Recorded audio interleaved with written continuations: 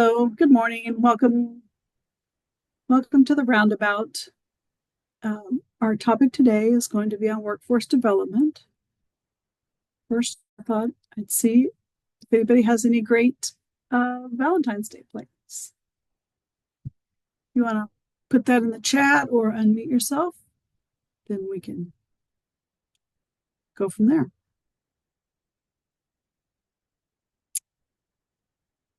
And if you don't have any plans, all I have is a card for my husband.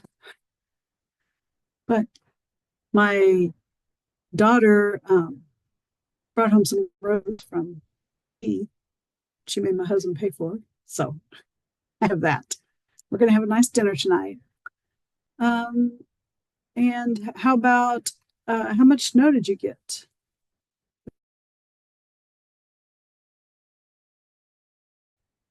Pretty significant. Uh-huh. And where are you from, Megan?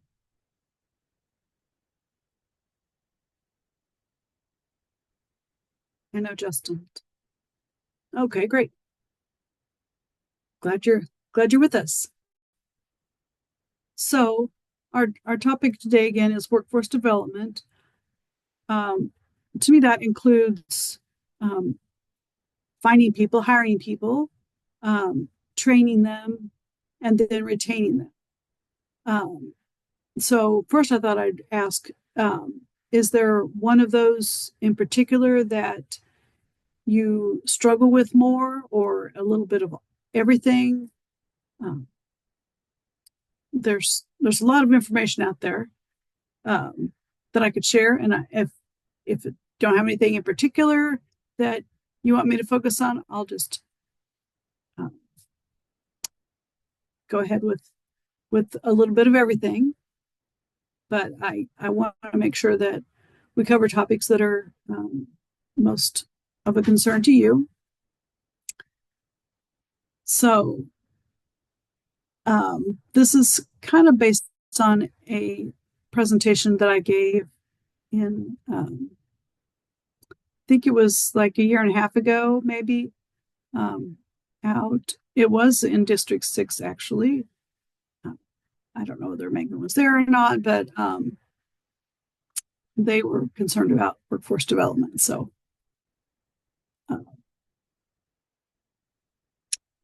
get this going. So first of all, here's what we're going to talk about. Why is workforce development important? How do we keep good workers? Improve the performance of those who aren't great? Finding more workers, training them, and then of course it's an ongoing cycle. And then just a little bit about some ongoing public outreach that might be a benefit as well. So if anytime you have any questions or comments or things you want to share, feel free to either unmute or just put it in the chat. So first of all, why? This was from a year ago, but not too long ago. Unemployment is pretty low throughout the whole state. The lowest is actually my home county of Lynn County at 5% unemployment, but I guess that's the highest unemployment. So maybe they can find workers a little bit easier than someone out. Let's see, what is Hodgman County? 1.9%, at least at that point. So not very many people looking for work. So what can we do about that? So not only do we have low unemployment, we have an increased demand for workers, especially in the type of workers that we're looking for, especially at the county level. So things like mechanics, equipment operators, and construction laborers. So what this is showing that, again, this is, it's been a while, but this is showing the projected demand, change in demand for the different types of positions. So it's an issue. So one of the main things that I'd like to focus on is keeping the good workers that you have. Some things that we can do are mentoring, and that's kind of the focus of this slide. And I really liked this cone of learning that somebody put together about how a mentor can help someone who is either just starting or even someone who maybe has been there a while but needs to learn or relearn. And the reason we're doing it in these 5 steps is points to this this cone of learning down at the bottom. So a lot of times we might just give somebody something to read, a manual or something to read, and this shows that only about 10% of what we read do we retain. If we hear it, about 20%. If we watch someone else do it, 30%. To even learn even half of it, we have to both see and hear. So they're kind of talking through it or watching a demonstration or whatever. So, and then if we're actually providing some feedback back and forth, a discussion, we're going to retain even more, 70%. But to get to 90%, we have to actually do it and practice it. And it may be just a simulation, but that is going to help us retain, because we're not only using our ears and our mouth, but we're also generally using our hands and our feet and actually feeling it. So the process here that they recommend for a mentor is first talk about, you still have to describe what we're going to be doing. And then we're going to demonstrate the task. Well, they're calling them the apprentice, whatever you want to call the person who's learning. They can watch what you're doing. They can ask questions. Now, which button did you push? Or why did you do that first? Or whatever. And then once they've seen it done, then the apprentice or the learner performs the task while the mentor is watching. And then the mentor evaluates the performance, telling, well, maybe next time try doing this, or make sure you don't forget to do this, or whatever, giving feedback and allowing the learner to ask questions. And once they do it, it maybe felt a little different than they expected or whatever, so they can ask some questions, and then they try again. And sometimes that might be it, but likely you're going to have to repeat that for a while, of that apprentice doing it and the mentor giving advice and some more direction there. So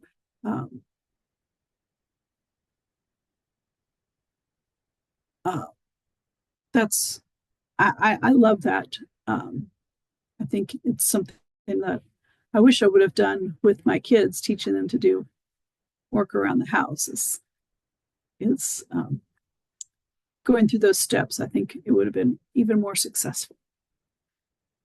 Another way is just to treat the teacher as a coach, that you want your team to succeed, and you come up with a game plan and provide feedback, kind of like the same process. But okay, today we're going to go out and do this task, and I want you to do these things and make sure you pay attention to this, just like a basketball coach or a football coach or whatever might be doing. Another thing I want to keep in mind is that if there's any bullying going on, which I know happens, especially in a rougher situation, like might occur on a maintenance crew or whatever, make sure that we stop that right away. It's not appropriate, first of all, and then it really is going to decrease the interest in someone to come to work, and we want them to want to be there, especially if finding good workers is a challenge. We want to make sure that that they want to be there and that it's not a negative environment to be in. So address that bullying right away and get it stopped, so everyone can have a more pleasant experience. And then just providing support. That could be a variety of things. It's kind of depend on the situation, but a lot of times the people who are especially just starting out in a new position might need some assistance, even just getting to work. I know we had a lady who works for us today that had some car issues. Now, if she works fairly independently, but if it was a team setting and you needed that person to be there, then maybe figure out if someone can come pick them up or pick them up on the way to a job or whatever. Or and sometimes they don't even have a vehicle, so figuring out transportation, whether that's some sort of public transportation or, again, someone pick them up until they start earning more money, that sort of thing. We're going to talk about some different places to find workers later, and maybe we'll talk about some of the support that individual types of workers might need at that point.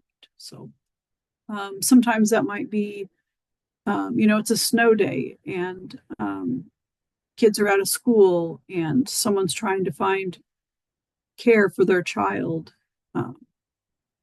Maybe just having a list of resources for some of that backup type of support that they might need. Some cases it might be obtaining a driver's license or a CDL, those kinds of things.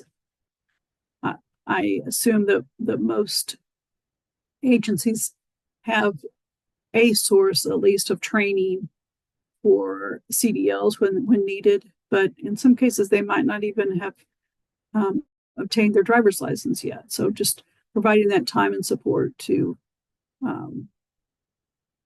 get them where they need to be, instead of it, and we'll talk about this later, but instead of just saying, well, if you don't have a driver's license, you can't do this job. Well, maybe find a way to help them so they can do the job.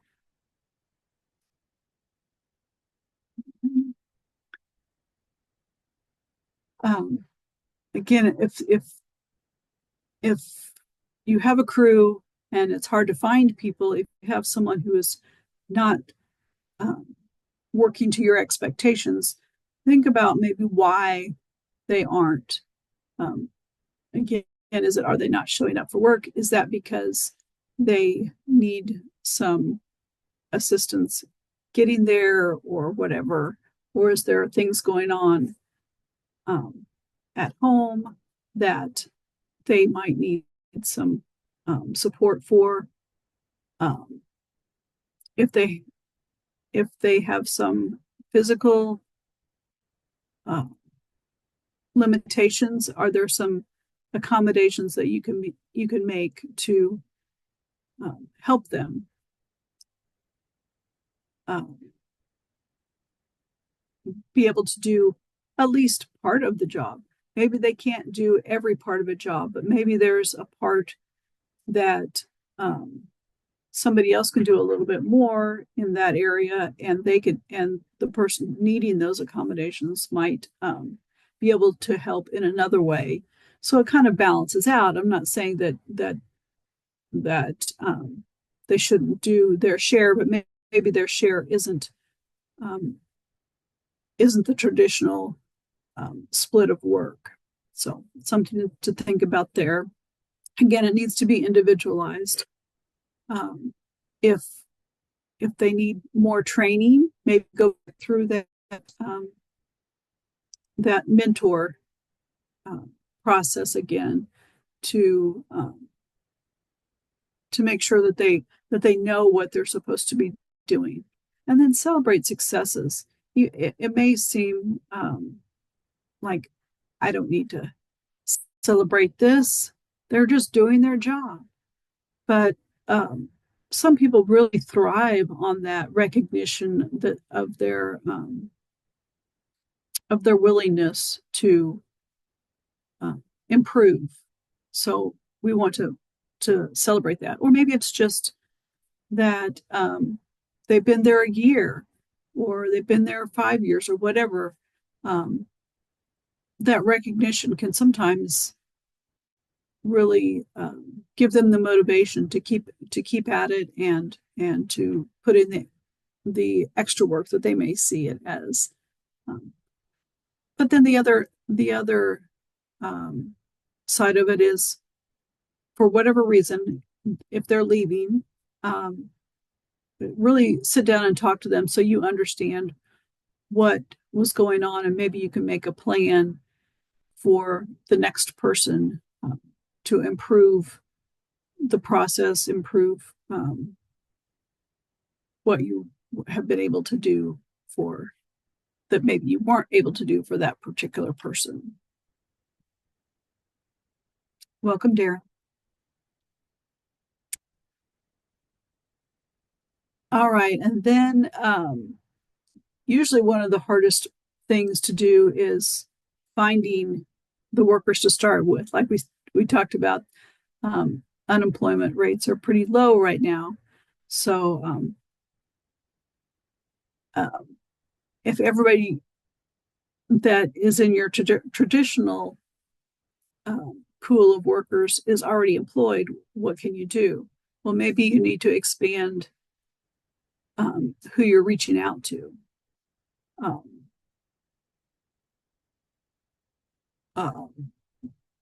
I always start with women because there's my notes. Here we go.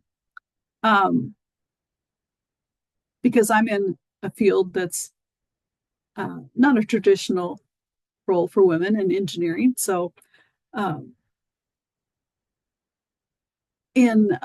public works, obviously first of all, there's 50% of the population approximately are women, but less than 10% of the public works workforce, including office work, is women. So think outside the box. Women can do a lot of things. Again, I'm probably not going to be the one you want out there using a chainsaw cutting down trees, but there may be a part of the work that you're doing that maybe not me, but a woman in general could do. So don't just lose 50% of your potential applicant pool by not considering the contributions that women can make to your workforce. Veterans, obviously they have a lot of the same types of skills, or could have a lot of the same types of skills that you might need. So maybe reach out to organizations that support veterans and see if there's some people there that might fit your needs. Again, accommodations if necessary. Non-English speaking, I think Southwest Kansas probably has quite a few non-English speaking people, and that probably is part of your pool already, but that's something to consider statewide, certainly. Former foster care, maybe something that we hadn't thought about before. The statistics I saw was that in Kansas, there are over 4 out of 1,000 children have been in foster care at one point, and nationally, it's just over 2. So there's even more former foster children in Kansas than other places. My note says over 6,000 as of a year ago. I'm not sure whether that's former or currently in foster care, but that's, I would say it's probably likely that a lot of them maybe are not going to college without that extra support. So perhaps a more technical skill might be a better fit for some of them anyway. So again, maybe reach out to social workers in the area or whatever that might be able to connect you with kids who especially are aging out of foster care and are looking for full-time employment. Again, they're at the beginning, they're probably going to need some support, some accommodations or just some encouragement. So again, another source. A lot of times people develop their interests in a future career when they're in high school. So maybe find some jobs that high school students can participate in. I know there are some limitations for safety reasons. I do have a document that I can send about that kind of talks about the types of things that I think it's 16-year-olds can do versus 18 or maybe even younger than 16. To be honest, it's been a little bit since I looked at that, but I just remembered that I have it. So if you're interested in that, put your email address in the chat and I'll make sure to send that to you. Obviously, agricultural workers, I think that's probably not really an expansion of your applicant pool. I would guess you probably draw quite a few agricultural workers with having an interest if they have time to do that. Formerly incarcerated people, a lot of times our application might say, have you had a felony? I would say maybe pursue that a little bit more.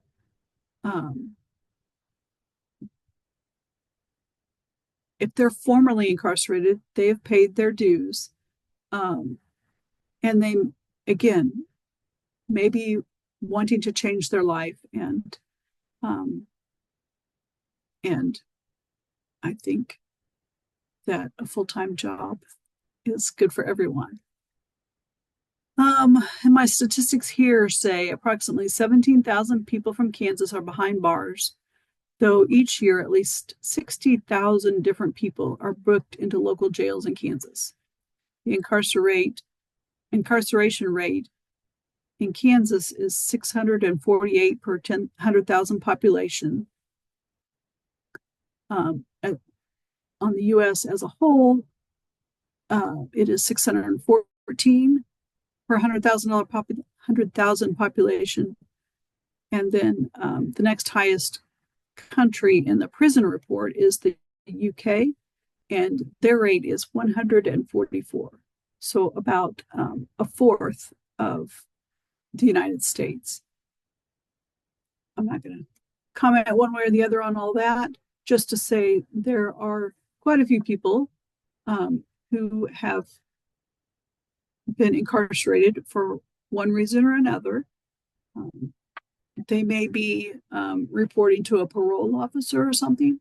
Maybe that's another source of um, applicants that if you work with them, they probably can't say, "Oh yeah, here's John Doe's information." They probably the parole officer probably cannot do that, but you could provide them with information on an open position that perhaps someone they're working with could be a good fit. And again, we talked about those needing accommodations. Um, but wait, there's more. Oh, this is just more some um, some more information here. So when I was together, um, there was a headline that said "Baby Boom in Congress spurs call for remote voting for new moms." So it's just another indication about if we um, are looking for, especially women, maybe we need to make some accommodations. Advocacy about the skills of workers with disabilities. So whether a disability might be physical or mental or temporary, maybe there's ways to provide some accommodations for that. Other places, youth service and conservation corps, uh, whether they're working for you in that capacity or as they leave those positions. Talked about the intern maintenance worker, like a high school type student. Again, women make up about 50% of the workforce, but only 10% of the construction. For those who have been incarcerated previously, um, the recommendation is to engage their family and their social network. Um, some of the suggestions I saw were like having a picnic or just more providing that support that involves all of their family or all of their friends. Another benefit of that might be their family or friends might say this is a good place to work themselves. But just providing that support, helping them see that there are that everyone wants them to succeed, can really help prevent recidivism. Sometimes people need some mental health support. Um, I think most public agencies have some sort of a employee assistance program that maybe could help in that way. And as we talked about, agricultural work is easily transferable. Um, and finally, some other accommodations. Maybe their child's school starts at different times than your work. Is that something that you can work with? Or when they have a day off, whether it's a snow day or a scheduled conference, parent teacher conference day or whatever, those are all things that are difficult for parents to work around. So as much as you can do to accommodate or work through some of those things, you're much more likely to get a better workforce. And once people hear that, yes, I work there, and here's what they did to help me be able to stay on there, the word's gonna spread that your agency is a good place to work. And then what can they do? I mean, instead of looking at things, well, that person, well, I have my cousin's son just was in an ATV crash and really hurt his hand. I think lost part of it. So instead of focusing on that hand that might limit some of the work that he can do, what can he do? I kind of think I'm thinking he's an engineer, so even things like working on the computer might be more difficult for a while. But there may be other things that he can do that could still be very productive for whoever he works for. And then just working with others, be willing to do that, whether that's within the industry or the justice system or counselors or whatever, to help them. There's a program called Helmets to Hard Hats, which is getting those veterans to work in the construction industry. So if you want to check that out, there's a website called purpleplacement.com, and where you can list job openings, and it's focused on veterans. For days, you can post your job there, and if you want to get featured somehow, I don't know exactly what that is, but it's only $12 to do that. So the stick funds, I'm not sure. Some states have used the State Transportation Innovation Council to provide some workforce training.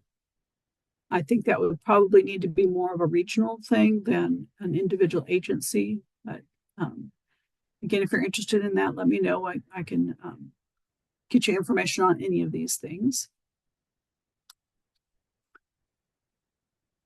Okay, and then training them. Once you have these workers, we need to train them.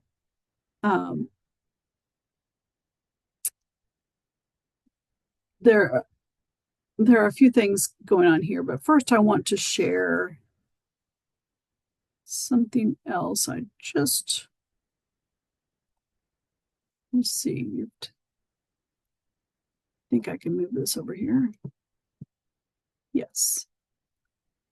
So just yesterday, an LTAP, and to be honest, does this say where it came from? Okay, New Hampshire LTAP just sent this out. They put it together. I think it's a great document. Again, if you're interested, put your email address in the chat. I'll certainly send it to Darren too. But it's a training schedule. And what I really like about it is, first of all, it's set up for each day. You don't have to, obviously, you can do as much or as little of this as you want.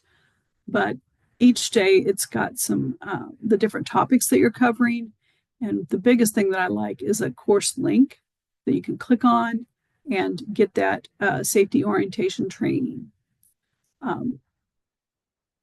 So it goes through safety orientation, PPE, a little bit more specifically on high visibility garments, flagger training, work zone fundamentals, job hazard analysis, bloodborne pathogens.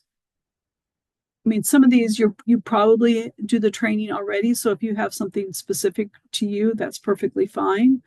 I just love that it's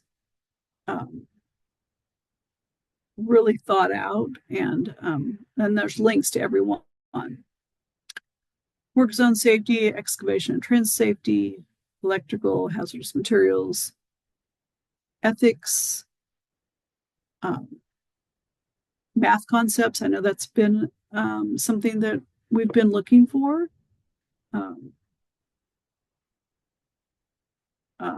And then some additional training that may be more specific to the type of work, gravel roads or pavement preservation. Obviously, LTAP provides training as well, so that's another option. Again, one good thing about all these is they're free. They're not going to be the hands-on like that maybe LTAP provides, but Kansas LTAP provides, but it's an option. And then for some of these, you need some specific promo codes to put in, but these are classes that are available at no cost to any local agency. Those are the AASHTO TC3 classes, and then the FHWA classes.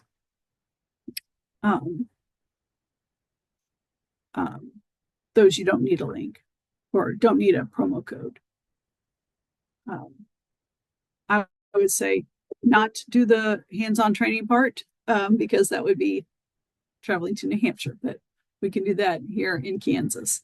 And if you're interested in that, type of training. I think I have a slide at the end. If not, I will make sure to let you know what that is to get to our training. Anyway, I just love that, and I loved the timing that it came yesterday. So I think it's a great source there. So other things to think about when we talk about training workers is that sometimes some of those underrepresented populations that we talked about, whether it's women or someone who is in foster care or a veteran or whatever, they maybe don't have the background, don't understand we're doing what we're doing, or some of the why we do some of the things we're doing. Anyway, just some one-on-one preparation might be necessary. Again, maybe they need some help getting a vehicle or a driver's license. I'm not saying necessarily pay for those things, but sometimes some agencies will provide some funding up front to help people get started, and then that is maybe taken out of their pay for a while. So they're paying you back, but they just kind of need that money to get started. Or obviously, if they're doing training, maybe that means some extra funding for that. Even if you're hiring them for a particular position, exposing them to other positions that you have will benefit them in knowing if this is really the right spot for me. And it will also benefit you to maybe have a backup if someone's out for a day or a time period, or if somebody leaves, that they are exposed to it and it can be prepared for that. And obviously just high quality training, hands-on, and can go through that mentor process of them watching you, asking questions, and then you watch them and ask questions or point out things, and then they do it on their own. So, and then of course it's an ongoing process of keeping them, finding more workers and training them. Then the other thing I want to talk about is just a little bit of ongoing public outreach, things that you might participate in that will bring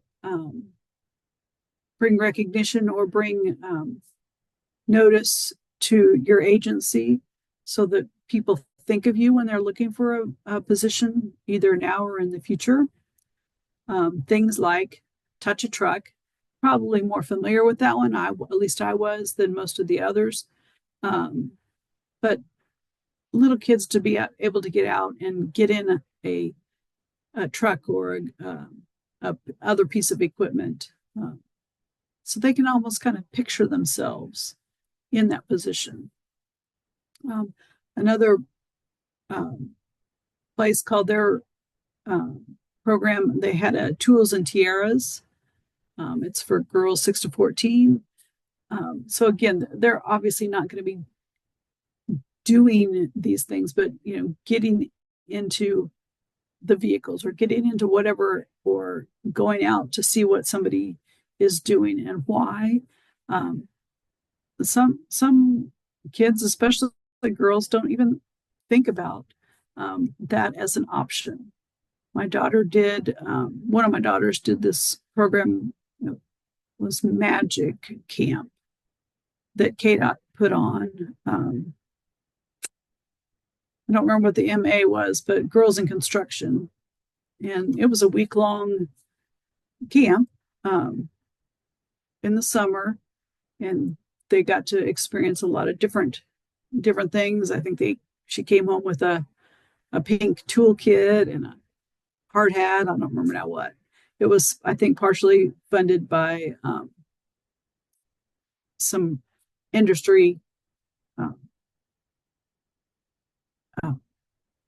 companies and things, and I think also partially funded by Federal Highway Administration, maybe even those um, Innovation Council funds or Everyday Counts. Anyway, helping people get their GEDs or their diplomas, just some general job readiness skills. You can help, say, a high school student or someone who's recently out of just getting ready for a job, whether it's your job or others, just being involved in other community activities. Things like, I mean, I'm in Lions Club, but there's Kiwanis and those types of things where you're not necessarily going to those things to look for job applicants, but just getting your word out. And also, I think when you're involved in those kinds of things, then you're hearing, oh, so and so just lost their job, or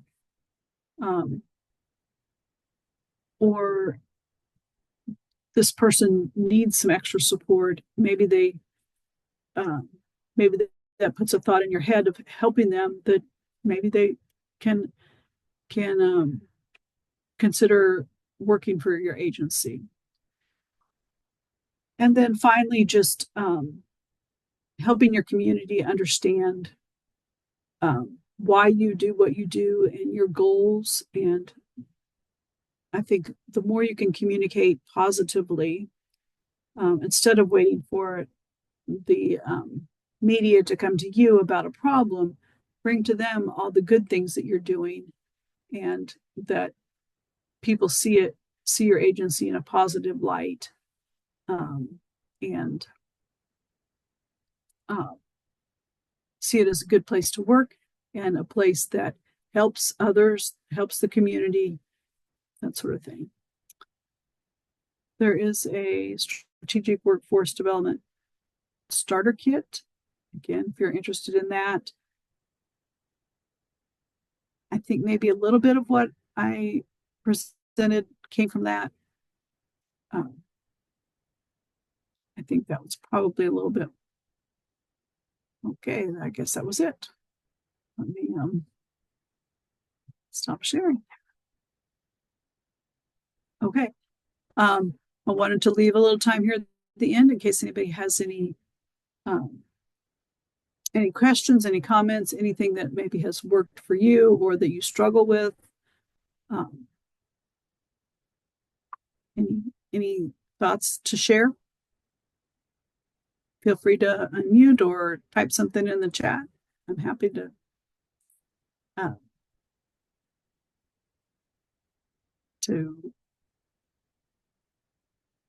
work with either way.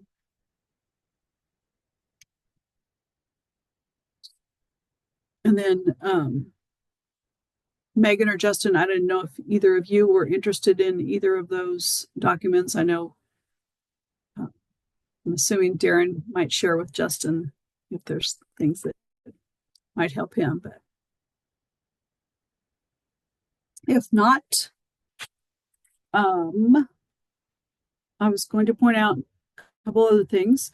If you're interested in either this topic or others that we've covered in the Roundabout, I was just going to point out that we record these. So our YouTube channel, University of Kansas Transportation Center, has recordings of past webinars if you're interested in going back and seeing one of those. One thing I like about going back and looking at webinars is that I could put it on a little higher speed and get through it quicker.